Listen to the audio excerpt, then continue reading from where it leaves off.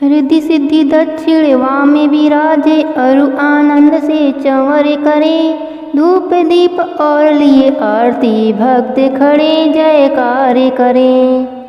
नमस्कार दोस्तों, आज मैं आपको अधिक मास के प्रथम बुधवार पर गणेश भगवान की कहानी सुनाने जा रही हूँ। प्रेम से बोले गणेश भगवान की जय हो। एक समय की बात है, एक गांव में एक सेठ सेठानी रहते थे। सेठ गणेश भगवान का बहुत बड़ा भक्त था और सदैव उनकी पूजा किया करता था। वह कोई भी काम करने से पहले भगवान को याद करना कभी नहीं भूलता था। एक बार गणेश भगवान रूप बदलकर सेठ के खेतों से गुजर रहे थे। भगवान गणेश को रास्ते में भूख लगी तो उसी सेठ के खेत से गेहूं के 12 दाने तोड़कर खा लिए।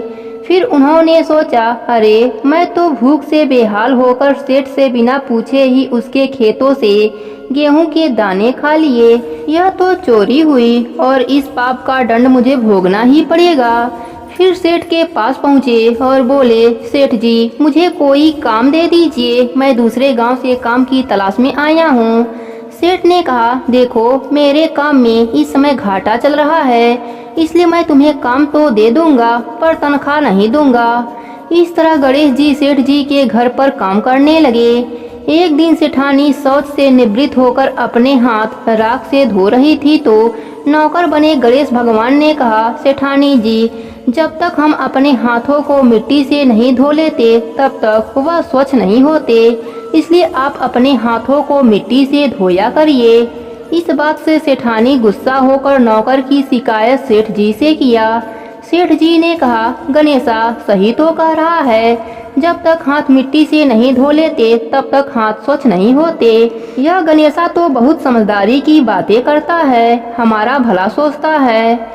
सेठानी ने कहा, सुनो जी कल हमें गंगा स्नान के लिए जाना है, तुम भी चलोगे साथ? सेठ जी ने कहा, मुझे दुकान पर काम है, तुम गणेशा के साथ चली जाना। अगले दिन सेठानी गणेशा के साथ गंगा घाट पहुंच जाती है। सेठानी गंगा किनारे पर ही बैठकर स्नान कर रही होती है। गणेशा सेठानी को लेकर बीच गंगा में ले जाकर डुबकी लगवाकर वापस किनारे पर लाया। इस बात से भी सेठानी बहुत गुस्सा हुई। सेठानी घर आकर यह बात सेठ जी को बताया। सेठ जी ने कहा, गणेशा तुमने ऐसा क्यों किया? गणेशा ने कहा, जब तक हम गंगा जी में डुबकी नहीं लगा लेते तब तक स्नान पूर्ण नहीं होता। सेठ जी प्रसन्न होकर बोले, यह गणेशा तो बहुत बुद्धिमानी की बातें करता है, हमारे बारे में कितना अच्छा सोचता है। एक दिन सेठ जी अपने घर पर पूजा का आयोजन किया और सेठानी को बुलाने के लिए गणेशा से बोले।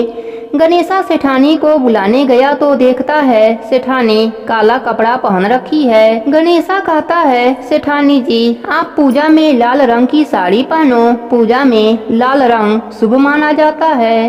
सेठानी गुस्से से सेठ जी के पास गई और सारी बात बताया।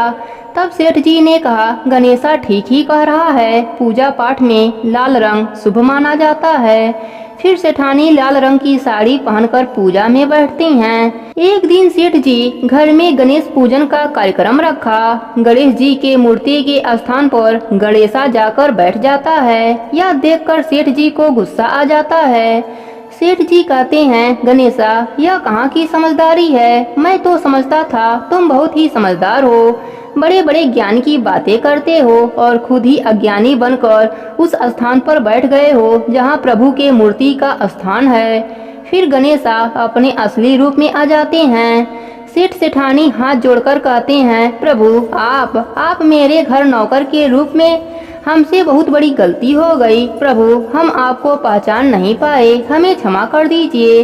गणेश भगवान ने कहा, तुम दोनों व्यर्थ में ही परेशान हो रहे हो, मैं तो स्वयं तुम्हारे घर में नौकर बनकर आया था।